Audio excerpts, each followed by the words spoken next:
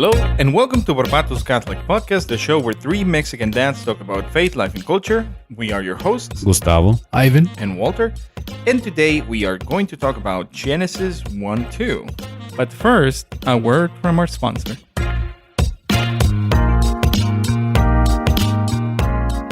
guys, are you looking for a nice gift for your wife or for your mom? Is your daughter celebrating her birthday or First Holy Communion soon? Be sure to check out Telos Art for a beautiful selection of Saint medals and heirloom jewelry. Celebrate the people you love with a timeless gift, one that is both functional and sentimental. Jewelry can mark a special moment or occasion and can be a reminder of that event each time that it's worn.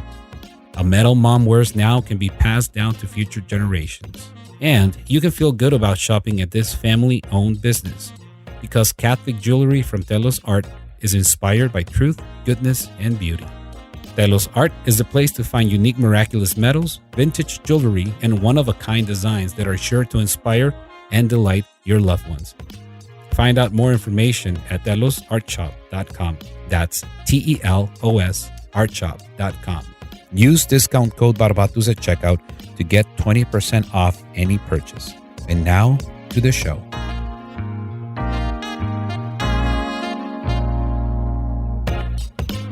And we are back. Thank you for being with us. This is another edition of Fireside Chats.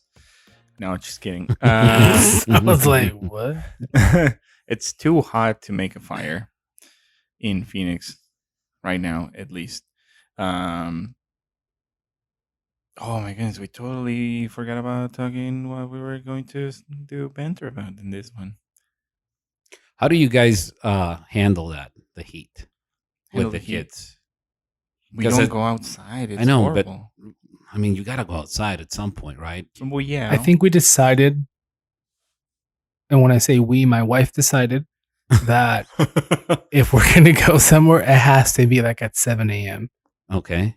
Like, if we're going to go, anywhere. yeah, like al parque or something, Yeah. like it has to be at 7 a.m. Yeah. Yeah, like we're planning. My parents are coming for Lucia's birthday at the end of July, and we're like, what do we do?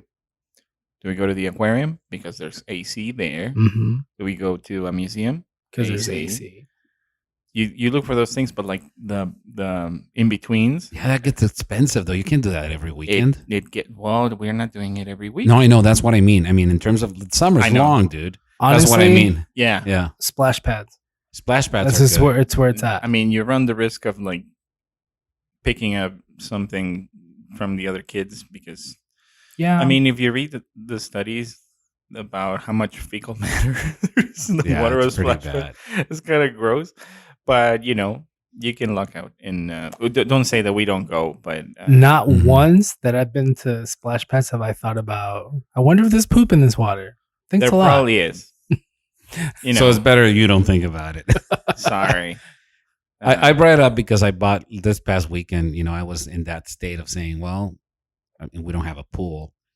And Oh, the- yeah, the kids that's the can't thing. be inside all day long. Mhm. The summer's just way too long. There's You know, only it's one way too many puzzles kids. that you can make. Dude, You we're gonna know? Target, put the girls in a car, and we just walk around Target. Yeah, I mean, again, Yeah, that's easier to everything do. With, involves AC. okay, that's easier to do with two small kids that you can control.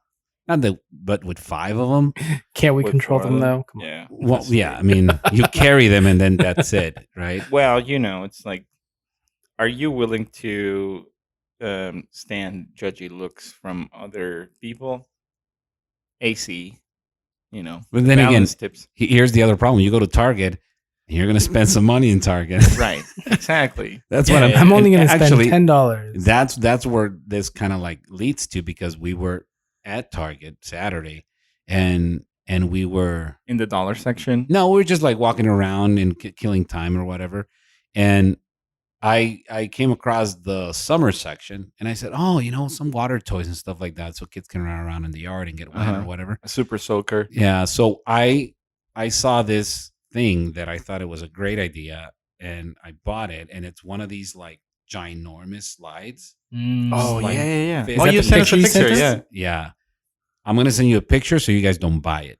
Okay, let me get into it. This It's is a so review of the impractical. product that Gustavo just bought. Yeah, it's so impractical. The thing is fun for the kids, but I'm a stickler when it comes to waste. Okay, the thing wastes so much water because it just sprays without end, which is fine if it's like You no, want it's it like to slide. I know it, and it does very well with that job, but it has you got to fill it with water first. That's the other one. Yeah, that's how it works. Really? Mhm. Yeah, like any splash pad, it needs to fill up first, and then when all of the pressure it is built No, up, I then it get it. pushes No, out. no, I know, but it's pushing up because of the pressure. That's one component. The other component, the slide part, because those Uh-huh. sprinklers are around the edge, which Yeah. get everything else wet. I get that. You need to a pool of water in the middle. It's a pool of water in the middle, which is just like contained. Interesting. It's like a sleeping bag for water. It's like Does that make sense? it does. Okay, Kind of makes sense. and it's cool because It's it's like really a bowling bouncy. lane. Exactly, it's where a you bowling put, lane like, that the it's bumpers filled. on the sides. Reminiscent to water beds of the Yeah. late 80s, early 90s. Mm-hmm. So this is fun, because the kids, they bounce around, and it's really, if you don't have like a nice lawn and you don't have that cushion, your kids are going to get hurt, right? Because it's going to be rough terrain. But from my standpoint, it was like super impractical because it took a ton of water to fill it. And then it's so hot outside that we have it in our lawn, but because it's so hot, the water inside of the bag gets hot. Gets really hot. It gets really hot, and then it kills the grass underneath. So you can't have it out for more than 2 days Yeah. because it just starts stinking the whole place up. Because of, if you ever smell like wet, dead grass, it smells like death. It smells pretty bad. And again, the amount of water this thing, I had him on a timer. I was like, okay, give him 10 more minutes because our water bill's going to be nuts next month. And again, we used it for 2 days. Get off the lawn. And I just said, I gotta empty this thing out because the water inside is gonna start getting moldy really fast. So again, great in theory, the practical side of it, to empty this thing, dude. I did that before I came over here. This is the episode where we find out that Oh Gustavo my is a goodness. curmudgeon. I'm really bad at this. Gustavo is financially conservative. If I again, retrospect, just to empty this thing, if I would have seen a video of somebody like me trying to empty this thing out, because there's no good way of emptying it. So don't buy it. I'm going to send you a picture. The kids had a lot of fun, but there's a lot of cons. We will not versus use the it. pros. We're gonna see a next picture. Gustavo's gonna put like plastic trash bags. And he's gonna blow Just like the black ones. It's the same thing, guys. Just the black ones. It's the same thing. That's right. Dishwasher soap. And if it has a motor that you can recycle the water, and that's when I Now told you're you guys thinking over like an engineer. text. That's when I told you the guys over the text that Saturday that the baby had pooped. Yeah. And you he was didn't know splashing until- around. I'm like, dear Lord, take me now. See, so maybe now So needless to say, that is insane. Whose idea was to buy it? that would be me. Anyway, So okay, long story short, I'll do you one, not one better, one similar. We went to buy fireworks for 4th of July, right? got it. And I took the two oldest to Target because now they know Target because of my wife. And it's not necessarily a positive or a bad thing. It's just a fact. They recognize the store. They like the store. I don't blame them. We go inside. Target doesn't sell fireworks inside. I did not know this. I thought they did. Mhm. But they do sell those water balloons that you attach to the hose. Yes. And I was like, here is a pack of 90 balloons. I have 3 children that can play with balloons. That's like 30 Uh-huh. balloons per kid. That's more than enough. Pobre Mateo, no le invitaron. Well, Chiquito, hombre. yeah, that baby. But then, okay, like then we need to walk across the parking lot to get the fireworks, which is like a completely different story. But we buy the fireworks, we get in the car. Everyone is complaining about the heat. We get to the house. I am trying to fill up all of these balloons. And it's like the first ones I fill up too much that they start popping almost immediately, and I'm like, okay, well, I still have 60. Then I fill up the other 60 and I put them in a kiddie pool, and then in perfect synchrony, like Emilia and Lucia, the two youngest ones, start taking 2 balloons, one on each hand, and just like tossing them to the front. Oliver, who's the oldest, that knows how to play water balloons, is aiming at me with all of his balloons that he's picking up. The fun lasted 90 seconds. I was about to ask, how long did it last? 90 seconds. And then after that, they were like, more? I'm like, sorry, guys. That was it. That was a That's big it. letdown. Womp, womp, womp. Yeah, you So need now to we have have fragments of plastic and all that's around the other our thing. lawn. For me, as the practical guy, I'm like, now I got to clean all this stuff up because one of the kids is going to eventually eat it. The younger kids. Were they the biodegradable ones? You know, they make balloons that are now biodegradable. No, I wouldn't put them in my compost pile. There you go. They're probably not. Did you guys have pools growing up? I didn't. Mm-mm. We Sprinklers. had this thing like We had sprinklers. aluminum, like Like a a tin. como un caso Natina. Mm. de Natina. carnitas. That's what my grandma would like, hijo, ya te puse el baño. Oh, yeah. So then, and it was just like playing with the hose. Yeah. We play with the hose. Yeah. Wash the car and get wet. Mm. My undies. Wash that car. Mm-hmm. Like people And don't tus wash their car. tantarans? Yeah, dude. Sorry, we've been talking about for 10 minutes about summer fun, which is Because not it's bad. hard here. You know, It's- it's yeah. tricky. So balloons and You water know- toys and stuff like that really helps. My youngest sister said that Phoenix es un capricho de los humanos vivir aquí. It's a My how do you say that in English? It's a tantrum of no, it's like It's not a tantrum. It's it's like people being stubborn to live in the desert. Yeah, basically, yeah. it's like my dad calls Phoenix el fundido del diablo. we're not gonna translate that one. El que entendió entendió. yeah, exactly.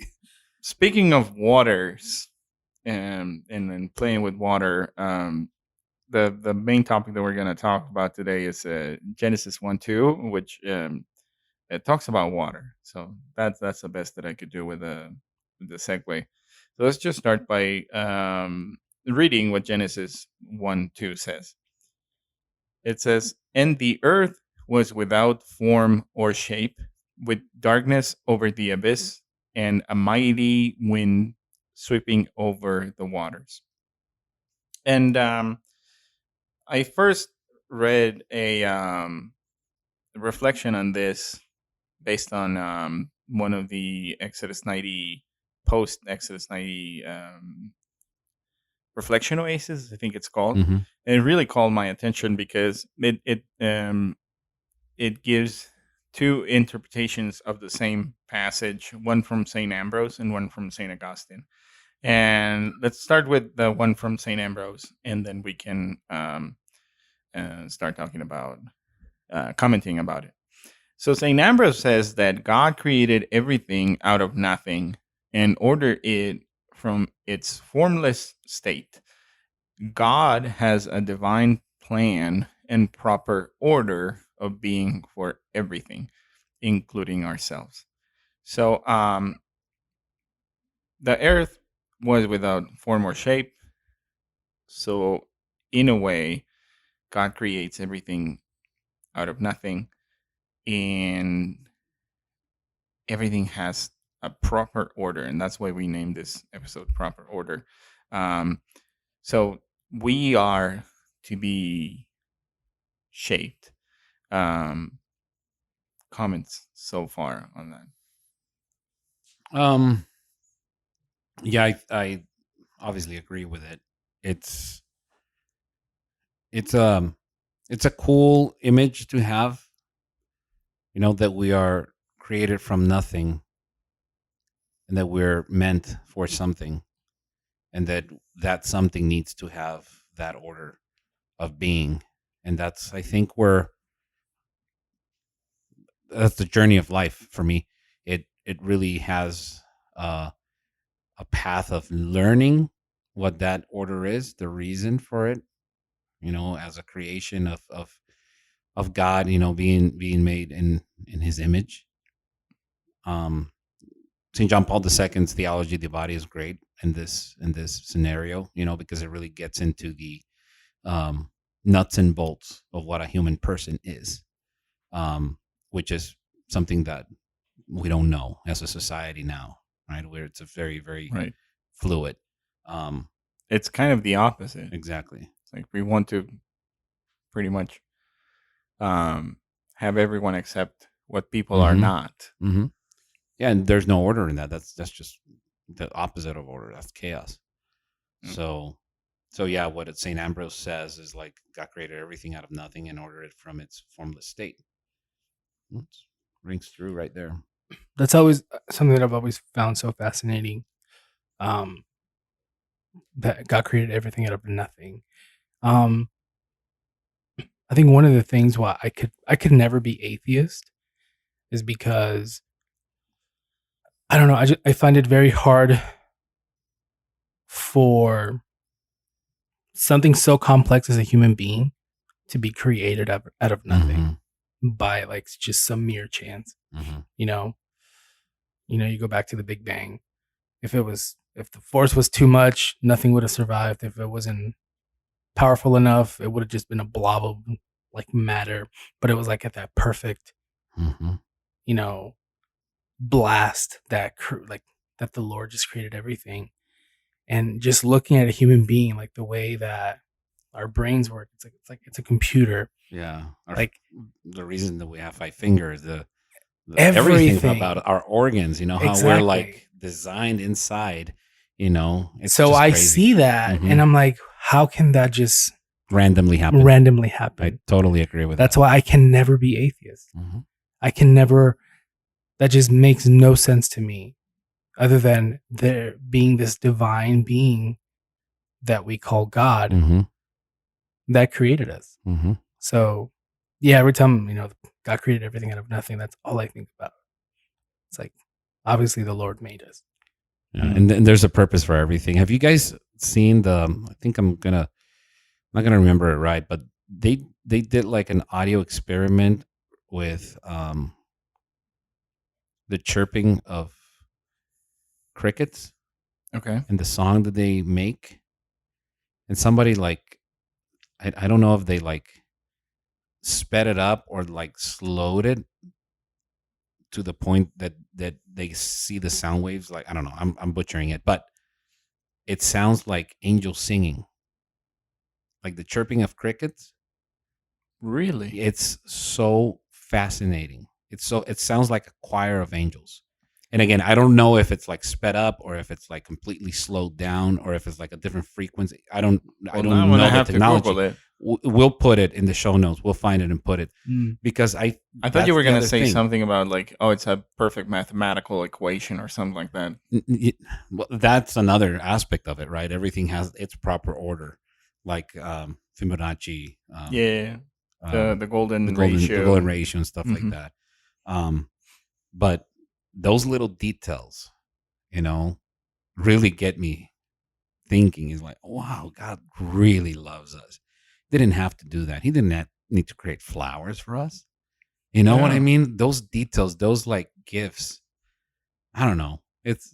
I agree with you. I could never be atheist just from looking at all that and looking at yourself, looking at the bodies, like how perfect, man and woman, how a baby's created, how a woman carries a baby. It's just mind-boggling if you really try to like unpack it.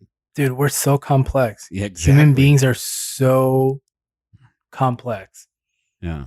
The part that I'm like, really? Is like everything that lives in the sea. Like, all right. Those were like rough drafts. Anyway. So, okay. Let's get the second one because it's also as good as Ambrose, and Augustine was a pupil of Ambrose. So St. Augustine's commentary on Genesis 1:2 says that this is a metaphor for the formlessness of human life, which is formless until it's turned towards God, its creator. And only then can it be formed and cease being an abyss and be illumined and cease being dark? So we talk about, he takes it a little bit further in that, we talk about form and we talk about light. So being aligned or formed by turning to God, we will have our proper form and we will be illumined and ceasing to be in the dark.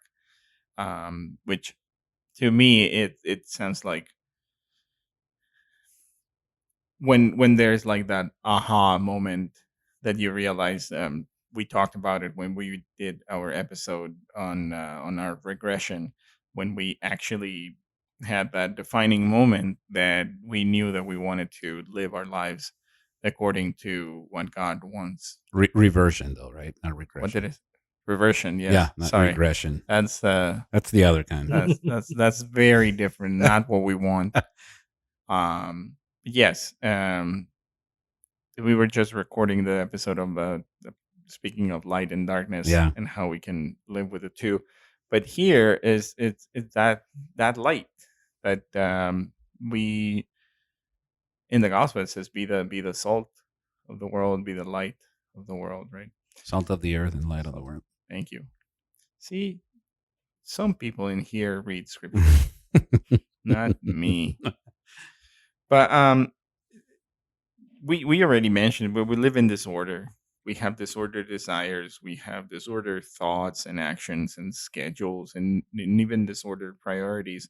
So it is one of these things that we need to make this choice daily to turn towards our Creator, and the gain from that is our proper form and then becoming rightly ordered. That's what we as Christians mean by formation.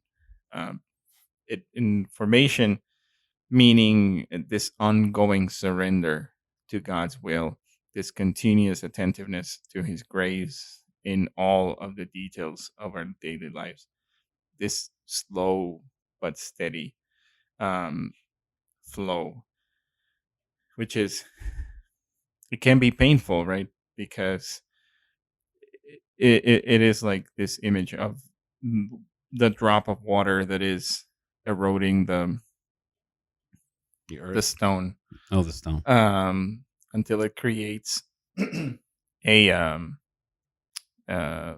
surco, channel, right? Channel. And in God's formative action is going to be uncomfortable. And we're not going to sugarcoat it here. So I guess the invitation here is to let the living waters erode away the effects of sin and death in our lives. And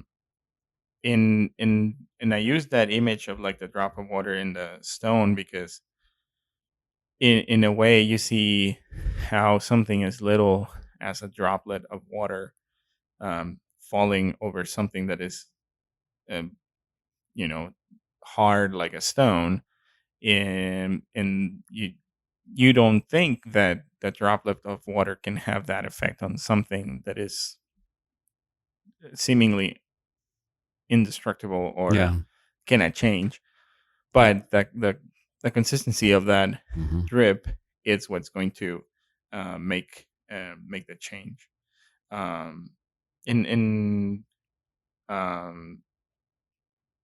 Maybe we'll stop there before we turn into like the last image that I have here in the show notes. But maybe we can talk a little bit about how that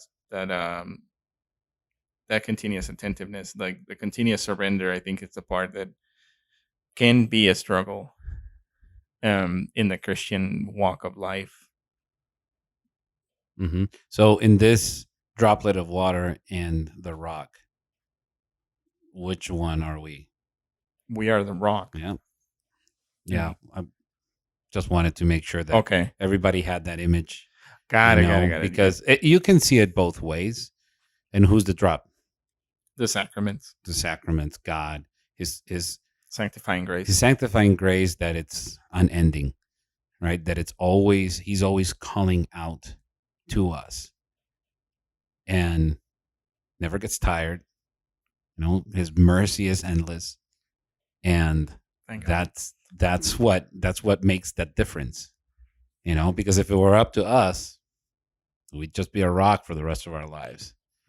But God created us for something bigger and for a higher purpose.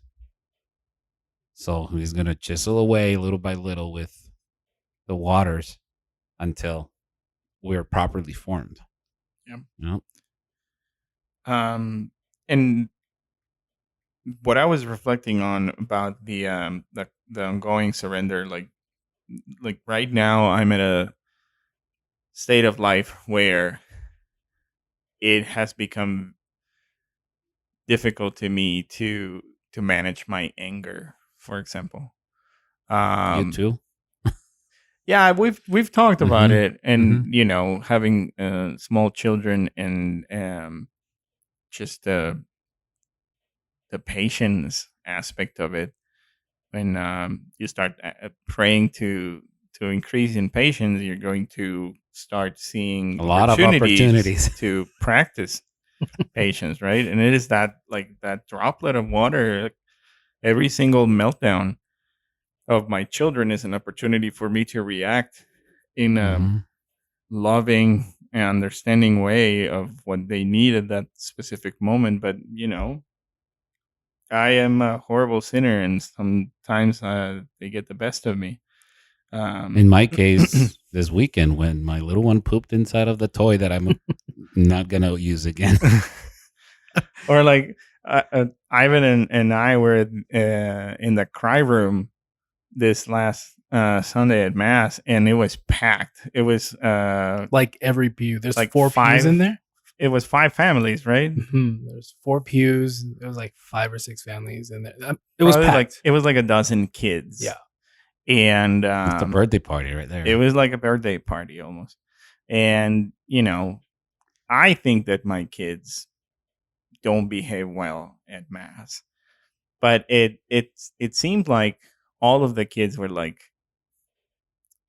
plotting to be in their worst behavior, starting with when Father Cornelius started like the Eucharistic prayer. From that point forward, like everything went downhill horribly and fast.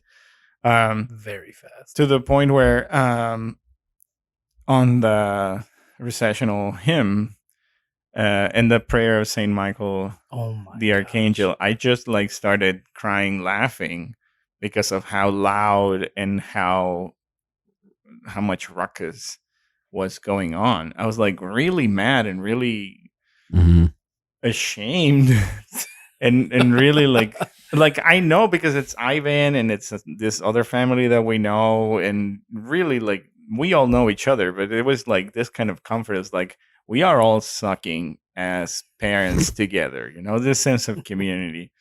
Your kid is loud, but guess what? So is mine. Right. Is that why you didn't stick around after Mass? I didn't see you. Yeah. Okay. I was very upset.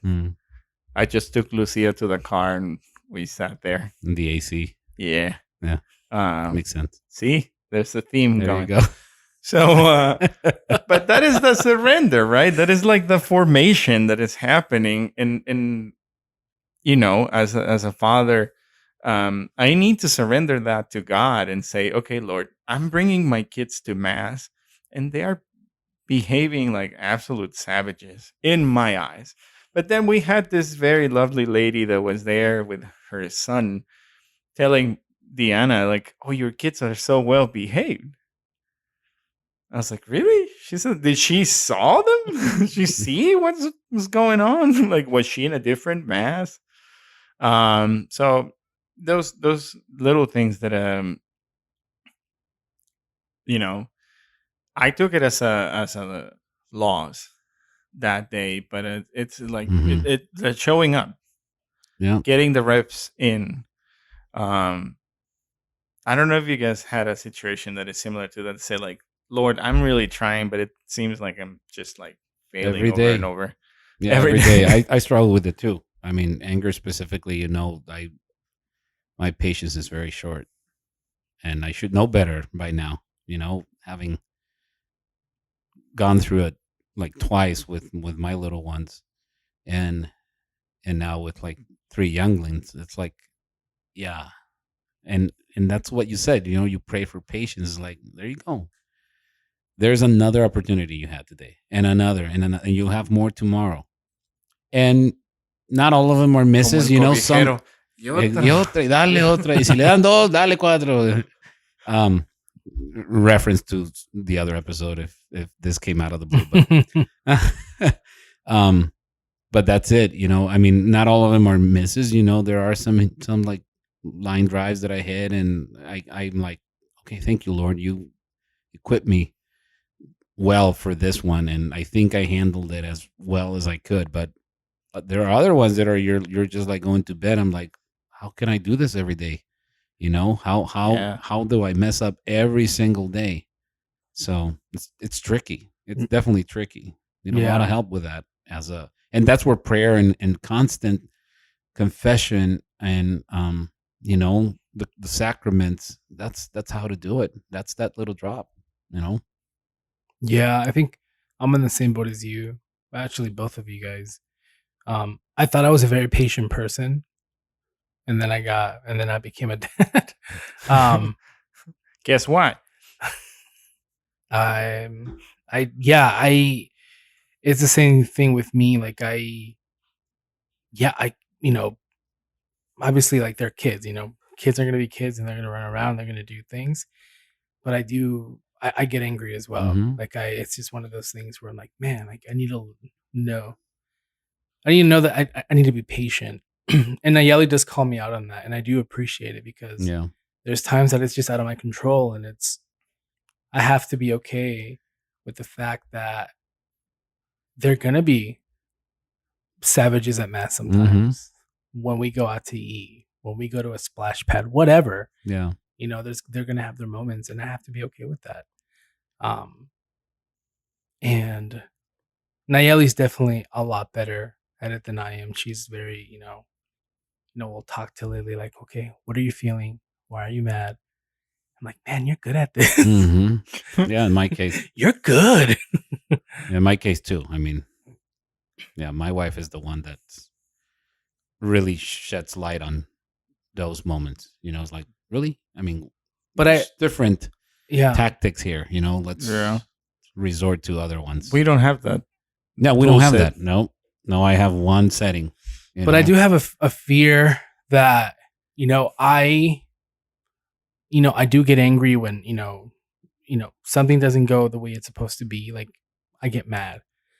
But I also I have a fear of, especially when Lily and Pia are older and they start to recognize, like, I don't want to be known as the grumpy dad. Yeah, exactly. Like, I don't want them to grow up and then think like, why does dad always get mad? Dude, I really don't want that. That was like, I was so afraid of my dad growing up.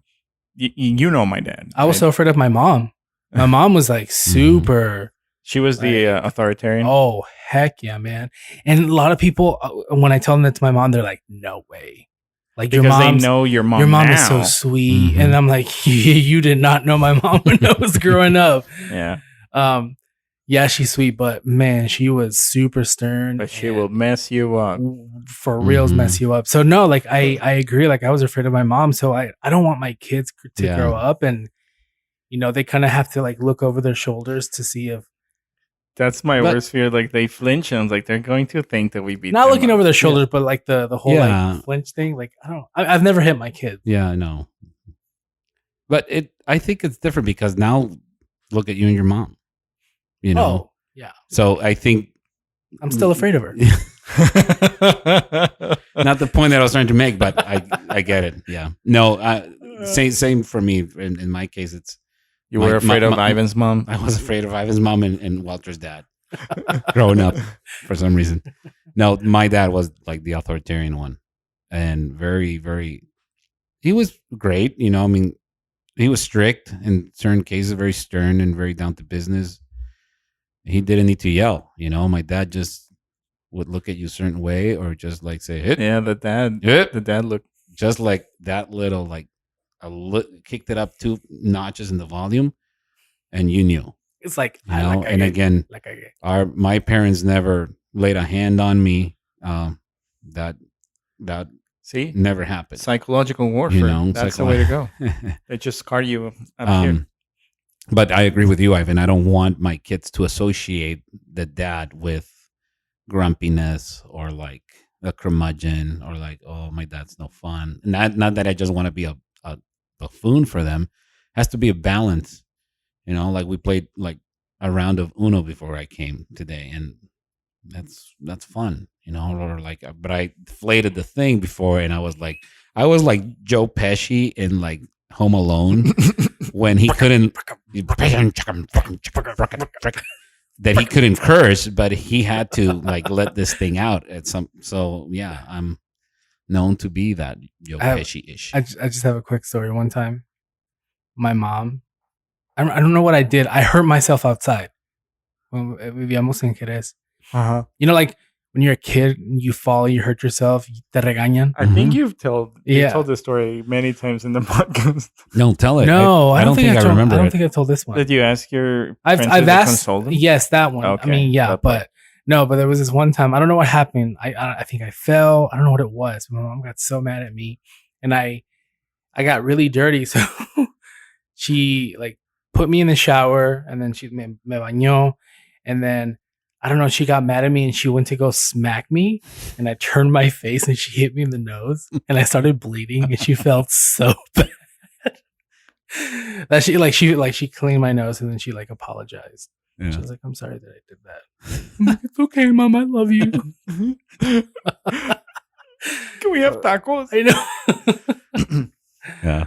I don't know. I just always think of that story. I think we went off on a tangent there. No, I think that's great because, you know, God's formative action is uncomfortable. And we talked about very uncomfortable moments just in our walk in our growth as fathers. I mean, Gustavo has done it the longest out of the three of us, but still, like, it's like an ongoing thing. You know, my oldest is almost 6 years old. And he's starting to be defiant. And I'm like, I thought that this was going to happen in like 7 years from now. Like, what's going on, God? But, you know, it's those things that we just need to turn into the man of holy depth and virtuous grandeur, whom your brothers, your family, and the church are longing for you to be, you know, longing for us to become. There is this need for men of virtue, and we already did Viri Virtutis in season 1. We'll put a link to that in the show notes. But just having this depth and virtuous grandeur, this is needed. We need to become a Grand Canyon of a man, because we keep using the droplet of water. Just like the waters of the Colorado River made way through the canyon to create this wonderful place on earth, where you can really admire the grandeur and power of God in its creation. Just like Ivan was saying about like the ultimate creation, yes, is the human person. But when you go to nature and see what God has created and how, you know, it was an act of God that it layers and layers and layers of sediment just came to be together, and then water and its force started making way through that specific way that it shaped how the earth became to be in this such beautiful place. If you have been to the Grand Canyon, it's like you almost want to cry of how beautiful it is. Well, at least that's me. I was surprised to learn that there used to be a mountain range. Used to be mountains there before it was completely leveled, and then the waters pretty much shaped the river, kind of like shaped the canyon. Yep. The way it is now. Obviously, millions of years had to happen, but you know, God has time. God has time. Yeah. Dude, he's outside of time, so exactly. You know, million years, he 2 is seconds. Time. Yeah, so he's creating it right now. Yeah, in a way. Crazy. So So yeah, I guess the moral of the story here is the proper form, the turning to our Creator to surrender, to say, "Okay, Lord, here I am. What do you want me to become?" And then be attentive and listen and work towards that. Like allow God space be to open. work. Be open to that. Yeah. What's that song in Spanish? El Alfarero. It's like, does it make destroy me and make me new again, like a vessel made out of clay? I don't know that one. You don't know that one? No. It's like a I very. know which one you're talking You know what I'm talking about? The Christian song? It's not the. Well, we'll put it in the show notes. I'm not gonna try to sing Remember it right it. now. Come on, sing Just it. but like. Sing it. But I just like I'm trying to Yeah, remember the yeah. lyrics, but the only one that I remember is like the one that puts the boat on the shore, the one they always sing at the funerals. Oh, En esta Pescador de Otros playa. Hombres. Yes. Pescador de hombres. Yeah. Tú Has me has venido llegado a la orilla. And now we Okay. sing. So you're Eso welcome, es la world. one. we we do weddings, quinceañeras, and funerals. If you want to hire us for a men choir. Dude, I used to do quinceañeras. I used to be in a dance crew. No, you did. I'm not even kidding. Carlos and we made a dance crew, the Pretty Pink Ponies. True story. We need 100% true story. We need footage. We need footage. We were terrible. We need proof. We were terrible. Well, But we had a dance That's crew. to be Dude, decided. when I was a teenager, I wanted to be in a valet of like a dance crew so bad because they were so cool. We even had custom shirts and everything. And we all had The nicknames. Pretty Pink Ponies. Pretty Pink God Ponies. gave me 2 left feet. So let's just leave it there. I am the most arrhythmic Mexican that you'll ever see. Well, that's unfortunate. Yeah, it's pretty bad at weddings. Well, we need to find the footage of the I'll see if I can find some. Pretty Pink Ponies. Yeah. But in the meanwhile, we want to thank you for listening to this episode of Barbatus Catholic Podcast, a show where 3 Mexican dads talk about faith, life, and culture. If you like the show, please consider subscribing to the podcast and sharing it on social media, leaving a rate and review on Apple Podcasts, and recommending it to your friends and family. And if you didn't like it, well, just keep it to yourself and let others make their own mistakes. You can follow us on Instagram at Barbatus Catholic Podcast. Send us an email at hello@barbatuscatholicpodcast.com.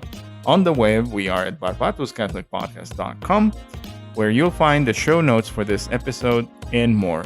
Oh, and we're in YouTube as well, under Barbatus Catholic Podcast. Please subscribe, smash that like button, put on the bell, and all of those things that people do with YouTube, and become a Grand Canyon of a man.